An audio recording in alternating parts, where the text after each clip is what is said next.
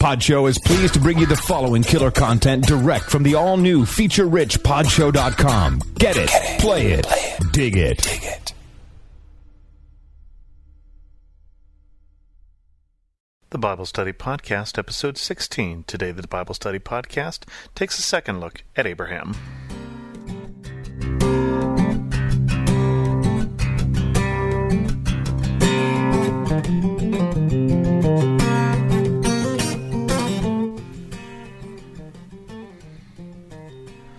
There wasn't time last week to deal with all the stories about Abraham, and there won't be time this week either, but there are two additional stories that I didn't talk about last week that I'd like to bring up. The first one is from Genesis 18, and it's the second half of that chapter, starting in verse 16. And the second half of chapter 16 is about these three visitors, that's what the Bible calls them, who come to see Abraham, and they tell him that indeed Sarah will become pregnant within the year. But as the end of their leaving, there's this interesting little dialogue. Starting in verse 16, when the men got up to leave, they looked down toward Sodom, and Abraham walked along with them to see them on their way. Then the Lord said, "Shall I hide from Abraham what I am about to do? Abraham will surely become a great and powerful nation, and all nations on earth will be blessed through him. For I have chosen him so that he will direct his children and his household after him to keep the way of the Lord by doing what is right and just, so that the Lord will bring about for Abraham what he has promised him." Then the Lord said, "The outcry against Sodom and Gomorrah is so great, and their sin so grievous, that I will go down and see if what they have done is as bad as the outcry that has reached me. If not, I will know." The men turned away and went toward Sodom, but Abraham remained standing before the Lord. Then Abraham approached him and said, "Will you sweep away the righteous with the wicked? What if there are 50 righteous people in the city? Will you sweep it away and not spare it the place for the sake of the 50 righteous people in the city? Far be it from you to do such a thing, to kill the righteous with the wicked, treating the righteous and the wicked alike. Far be it from you. Will not the judge of all the earth do right?" The Lord said, "If I find 50 righteous people in the city of Sodom, I will spare the whole place for their sake." Then Abraham spoke up again, "Now that I have been so bold as to speak to the Lord, though I am nothing but dust and ashes, what if the number of righteous is 5 less than 50? Will you destroy the whole city because of 5 people? If I find 45 there," he said, "I will not destroy it." Once again he spoke to him, "What if only 40 are found there?" And he said, "For the sake of 40, I will not do it." Then he said, "May the Lord not be angry, but let me speak. What if only 30 can be found there?" He answered, "I will not do it if I find 30 there." Abraham said, "Now that I have been so bold as to speak to the Lord, what if only 20 can be found there?" He said, "For the sake of 20, I will not destroy it." Then he said, "May the Lord not be angry, but let me speak just one more time. What if only 10 can be found there?" He answered, "For the sake of 10, I will not destroy it." It's an interesting story, and I wonder what we are to make of this particular passage. Clearly, Abraham, as he talks to God, talks to him with some boldness. Now, of course, Abraham has a good relationship with God, and God is already providing him some of his plans because of that good relationship, is the first part of the story. But basically, we see in this, or I see in this, what the prayers of the righteous can do. Whether he's changing the heart of God or whether he's really just calling on God to do what he's already planned, I'll leave that to you. But basically, I think the reason this works is that God is, as we've seen already in the story of Abraham, predisposed towards mercy. Already Abraham and his descendants have been given the land of Canaan, but not yet. They've been told they'll have the land of Canaan, but not for several generations, because the sin of the Canaanites is not yet reached full. And I think what that means is, I'm going to deal with them, but I'm giving them a chance to change. I'm giving them a chance to turn around. And again in this, he's saying, even if I find, and then this funny thing where Abraham keeps changing the number. What if you find 50? What if you find 45? How about 30? What if it was only 20? Almost like a little kid here trying to see where the boundaries are.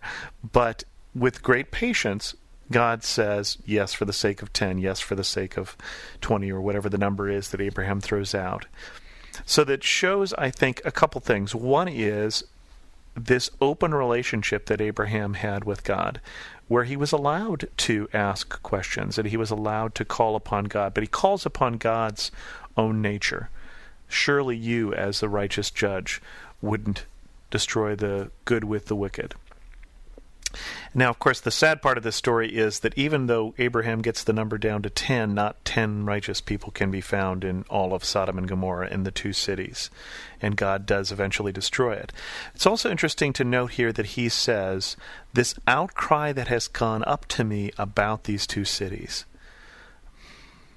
There are prayers that are coming up to God about how bad these cities are and what they're doing.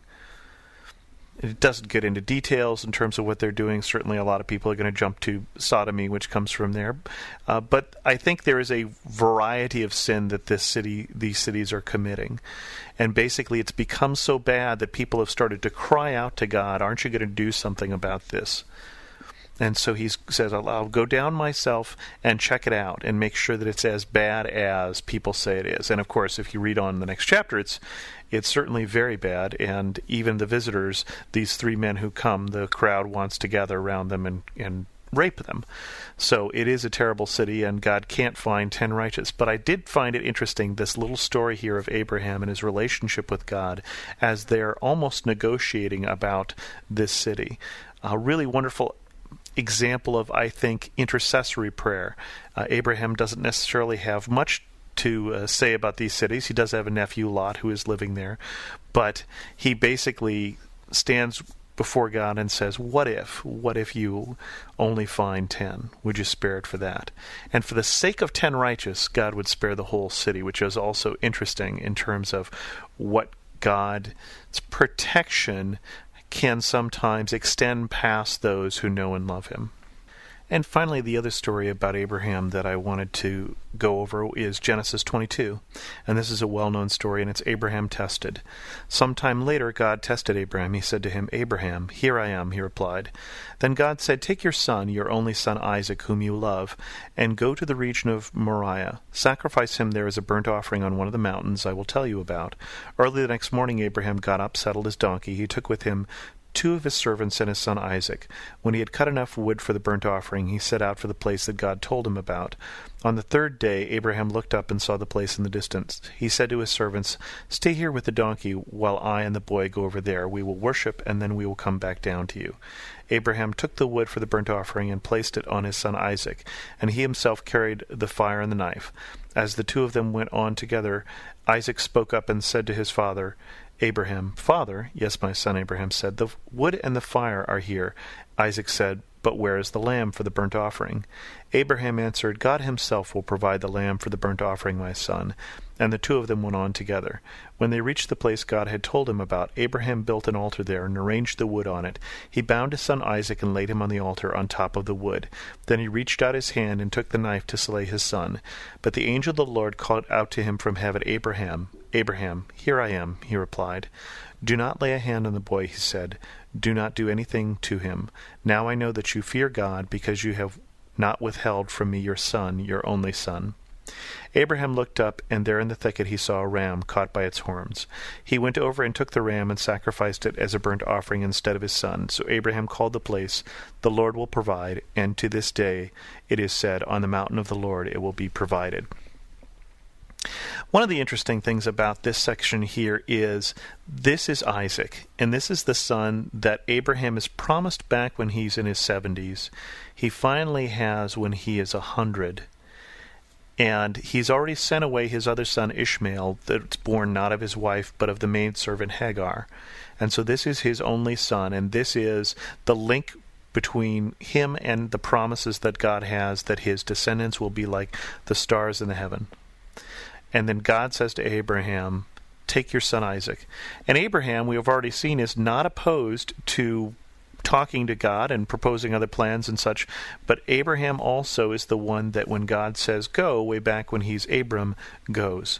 And so he takes Isaac, and we don't know what he thinks is going to happen. I think that when he says to Isaac that the God himself will provide the lamb, I think he's trusting God in some way. Now, it might be that he's thinking God provided Isaac. That's certainly appropriate. He doesn't know what God is going to do. Is God going to provide him yet another son? Is he going to have to wait another 25 years? Is he going to have a son at 125? So it's interesting. It is a really difficult test because this is the son that he's waited so long for. And he's told, go sacrifice him. But he does. He's faithful. The other thing I think that's interesting here is we don't know how old Isaac is. But if Isaac is old enough to carry the wood for the burnt offering, I have to figure that he's no longer just like a 5-year-old boy or whatever. He's an older lad, probably able to put up some resistance. If he's 10 years old even, that would make Abraham 110. And so he could probably outrun him, but Isaac also in this seems to be cooperating with his father, seems to be submitting to his father's authority. Isaac seems to be trusting his father. And so Abraham binds his son. It doesn't say how he can do that when he's 110 and Isaac is 10, or he's 120 and Isaac is 20. It doesn't say. But it looks to me like Isaac is submitting to his father's authority and doesn't know what's going on any more than Abraham knows, probably less so. But he is old enough at least to notice that if we're going to do a burnt offering, there's something missing here. And all he gets is, the Lord will provide. And so Abraham takes the knife and he's about to kill him, and he's stopped, of course, by God. And it's interesting to me, too, as we talked last week, that one of the reasons I think that the people in Canaan are going to lose their land eventually, why God is going to take it away and give it to Abraham, is at least one of the practices that they practice that the Bible later on will talk about as being unacceptable, God, is child sacrifice. And yet in this place, Abraham is tested as if he were going to have to do the same thing. But all that he has is God's, and all that he has, he will trust in God, even his son, even this only son. And I think that's something that we can learn from this servant of God. Thanks very much for listening to this episode. As always, if you want to leave a comment, you can go to thebiblestudypodcast.com or send me an email at host@thebiblestudypodcast.com. Thanks so much for listening.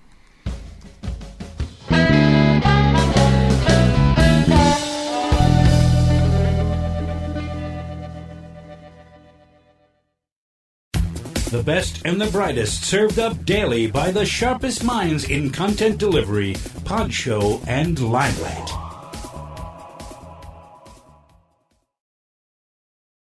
For some of us, personal finances aren't just personal. They include loved ones, neighbors, the communities we call home, and the causes we hold in our hearts. At Thrivent, planning your finances is bigger than just money. We help you put your plans into motion and faith into action so you can do more for the ones in your heart. Because sometimes all you need to make a difference is someone to help you make it happen. Thrivent, where money means more. Connect with us at Thrivent.com.